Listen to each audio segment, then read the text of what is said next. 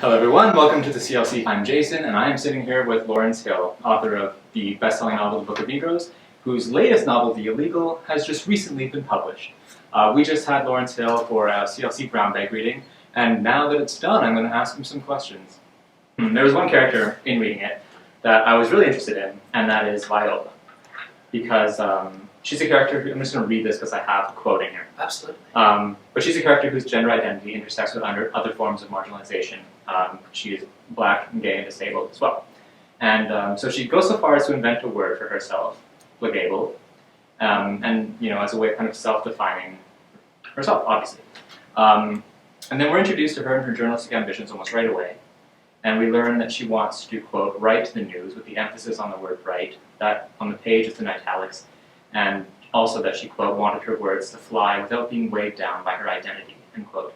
And I was wondering what that relationship between language and writing identity meant to you, especially when you're writing Viola, who's this person who is kind of subject to marginalization from almost every direction.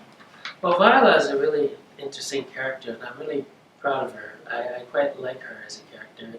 I actually had some warnings from my editor. Was this a little bit too much? Would the reader feel offended if I had a character who was black, gay, and disabled? But I feel that there's no reason for offense. I mean, I've tried to create a really interesting, dynamic, energetic person, so I'm not mocking her in any respect. I'm sort of mocking the world and how it responds to people with multiple minority statuses. I can't tell you how many times I've heard people say idiotic things like, oh, that person's got a maid, she can get any job she wants because she's black and she's a woman, so she can get any job she wants, which is just totally trivializes and ridicules the challenges that people with minority statuses have. And so I wanted her to sort of be crusading, to sort of vault herself out of her job ghetto. She's a sports reporter, she wants to be a news reporter. Nothing more than writing about sports, but she's had enough of that. And she feels that being a recreational wheelchair athlete herself, and being black and being a woman, what's expected of her is that she'll just be contented, and being disabled, she'll be contented with just writing about sports. That's good enough. She doesn't have to climb any higher or do anything more. She wants out. She wants to make it, as a national and international journalist. And so I like her drive and her ambition. I like her mouth and how sassy she is. She's more sassy than I'll ever be. And it's nice to sort of make characters into things that you can't quite be. I'm not a loud person for the most part, but she is, and I like that in her. And so I also like that she keeps butting up against people's attitudes about whether you're gay or disabled or black, and that she inhabits all three with such confidence, and calling herself playfully blagabled just seemed perfect to me. And I was actually quite pleased by inventing that word. It seemed just right for Viola Hill. So we at the CLC have come up with a Proustian questionnaire to kind of get into your writerly mind. So if you don't mind answering these questions, let's begin. What emotions do you feel when beginning a new project? Oh, I feel pretty loose and easy and overly confident because the hard work hasn't started. That usually kicks in about 1/4 of the way in. So usually I feel kind of unrealistically happy, like, boy, is this ever going to be a great book? And I'm so full of energy and zip because I haven't hit the wall yet. Is there a word or phrase you overuse? Yes, I use the word really way too much, and I tend to rely on too many adjectives and adverbs, and I do try to strip them out of my work when I go back. And it's embarrassing how many times words might repeat themselves, so I actually use a find function on my computer when I'm working on, say, a last draft of a manuscript. And if there's a word I fear I've used too much, such as really, or something kind of weak and ineffective like that, I'll do a search function and I'll just start reading the word out. What book do you wish you had written? Charlotte's Web. Oh, interesting choice. Man, that is a beautiful book. That is a great book. I love it. It's so deeply emotional, but the writing is restrained and it doesn't sort of appear to be a tearjerker. It's so imaginative. We feel so deeply the humanity, I'll say humanity, even of animals. Like, ever since I read Charlotte's Web, I've sort of taken a second look at spiders and how they're moving up and down on these threads that they throw down. And it's a work of such great humanity. And it unites, parents and children, adults and children of all ages. And I just adore that book. And I'm writing a children's novel now, and actually I have Charlotte's Web in mind as kind of a model, in that it's written with a very sophisticated English, but it's directed at pretty young children. And most young children can read Charlotte's Web unassisted, so it's a novel that most times a parent would read to a young child. And that's the kind of novel I like to write, one with really elevated English, but that's directed at young children. Where do you get your best work done? I get my best work done a few times a year when I leave home and borrow somebody's cottage or go somewhere where I'm not involved with anybody, don't have any obligations, don't have to cook, and I can just work. And I usually would work 16 hours a day. I mean, I'd sleep, eat quickly, go for a run or a walk, and just write. And I would say that most of my books have been written, at least half of them, in these writing binges, or these 10-day extreme times. And I tend to be sort of an on or off writer, and so when I can get on like that, I can write sometimes 15 or 20 pages a day, and I might only salvage half of them, but still, for me it's a way to kind of finish a project, to go away somewhere and borrow somebody's house or cottage, or go to some writing colony where I can be just all by myself and work. What is the most important or transformative book you read as a young writer? The autobiography of Malcolm X, by far and away, was the most transformative book I read as a young writer. I was about 15. Alex Haley, terrific writer, writes the autobiography of Malcolm X for Malcolm X. And Malcolm X argues in this book, in the early part of his militancy, that white people are the devils incarnate, that literally every white person on the planet is a devil. Well, powerful writing, powerful argumentation, incredibly effective use of writing on the page, but I knew that this was insane. My mother is white and she is no devil. I loved her very much and I knew this to be wrong. So as a 15-year-old, I had to really struggle with the hatred and the venom and the kind of racial positioning of Alex Haley. On one hand, I could identify with Alex Haley writing for Malcolm X. I could identify with what Malcolm X was saying, but I didn't necessarily have to buy it. That's hard for a 15-year-old, to be blown away by the power of literature, but still to disagree with its ultimate conclusions. So that book really shook me up. Which deceased author would you most like to edit a manuscript of yours? I wouldn't mind Dorothy Parker messing around with my fiction and driving it to a sharper, edgier, more lively place. She had such wit and she moved so swiftly. And Dorothy Parker works with quick strokes. She doesn't take a lot of time to set things up. And I tend to take longer to set things up than I like to, and I like to move more deftly and quickly on the page. So if Dorothy Parker were behind me, man, maybe then I could actually write. Which author do you wish was more widely read?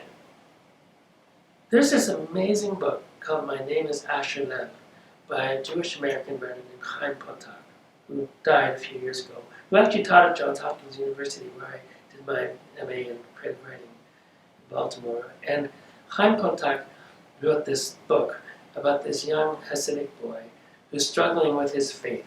He believes in his, ultra-Orthodox Judaism, but he wants to be a member of the community, but he's born as a genius. He's a painter. He's born to paint. So you can't learn to paint without painting nudes. That's part of the process of development, but you can't paint nudes if you're an ultra-Orthodox Jew. So he's struggling from the word go with his desire to conform with his faith in his community and his absolute imperative to follow his art. And it's a book that was quite famous when it came out, I believe in the 1960s, but it's almost completely forgotten now. And it's rare that you'll ever see it on a library shelf or hear people talking about it, but it's a work of great passion and beauty, not just because the subject material is so compelling, but because the writing is so fluid and beautiful. And he writes a bit like Alan Patton. Writing doesn't get in the way of the story, but it just grabs you by the heart and pulls you in. So I wish that people were talking more about Chaim Potok's literature. Now that he's dead and gone, people seem to have forgotten. What is the most useful criticism you've received about your writing? What's the most useful criticism I've received about my writing? Move it faster, cut out the repetition. You've said that already, Larry. Can you get to the point more quickly? So really, that's been the most helpful. It is amazing how much a person's writing can improve I know this from coaching many writers or teaching creative writing, but also how much my writing can improve just by dint of taking out a big, thick black pencil and stroking out extraneous words. Even without rewriting or making the writing better or going back to it, just by taking that thick black pencil to the page, you can make writing hop much more quickly and in a much more lively way. And so I'd say that's been the most useful bit of advice I've received. If it's 15 pages long, rewrite it and make it 10. What is one question about your books you hope never to be asked again? To what degree is this work autobiographical? I don't like that question. It's not that I'm offended by it, but I find that it disregards what fiction's all about. It doesn't matter if a work is autobiographical or not. What matters is whether it works on the page. If it's too autobiographical, it probably won't work on the page at all because you're too concerned with reflecting what you thought was the truth of your life and not sufficiently concerned with the dictates of drama. And so it doesn't really matter whether a novel follows faithfully or completely departs from the story of the writer's life. And it disregards the importance of imagination and creativity. And so I think it just kind of disrespects the work of the novelist to ask that question. So that's a question I'd be happy never to be asked again. Well, I'm going to skip my next question. Now, looking back, do you remember the worst mark that you ever received in university? Yeah. Do you want to talk about it? Sure, I do. I need to unburden myself, Awesome. and this will be sort of in the place of going to see a psychiatrist. How's I'm here that? for you. So thank you for that. But do you have a couch? Anyway, I'll just make do without the couch. When I moved from University of British Columbia to Université Laval in Quebec City after my second year at UBC, I transferred over to do an economics degree. And my French wasn't really totally fluent yet. And it was hard in classrooms. Students are talking and eating potato chips and chatting, and sometimes professors had terrible enunciation, and I would have to follow along the lectures. And it was difficult if a professor had poor pronunciation or enunciation, and also there's people talking beside you and making jokes and eating chips. And so I found I had to struggle really hard in that first semester to catch up, to be competitive with Francophone students in a Francophone university as an Anglophone. And so I think I got a C, in microeconomics, in that first year, and I felt terrible about that. And that C wasn't going to cut it, and I had to really improve my French faster and improve my hearing more quickly so that I could be competitive, with the other students. So I just worked really hard on the French, and then my marks started rising. What is the most memorable comment you've received from one of your readers?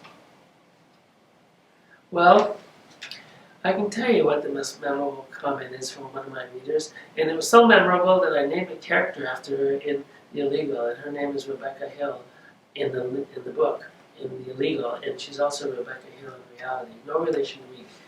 And I have a hairdresser who cuts my hair and that of my children and my wife, and she's a young woman who, I think she finished high school, but she's not academically inclined, and she opened a hair salon when she was like 18, and has been doing that ever since. And Becky never read. She told me when she first started cutting my hair that she never read a book. And she's one of those students, there are many who graduated from high school who never read a book from start to finish. And I gave her the Book of Negroes not long after she started cutting my hair. I don't know why I gave it to her, but I just gave it to her. She's a lovely, lovely person, and she's become friendly with everybody in the family, and she read it. She read the whole book, and she loved it. And ever since then, she's become an inveterate, incessant reader. And every time I go in to get my haircut now, she tells me about all the books she's read. And so my novel turned her on to reading.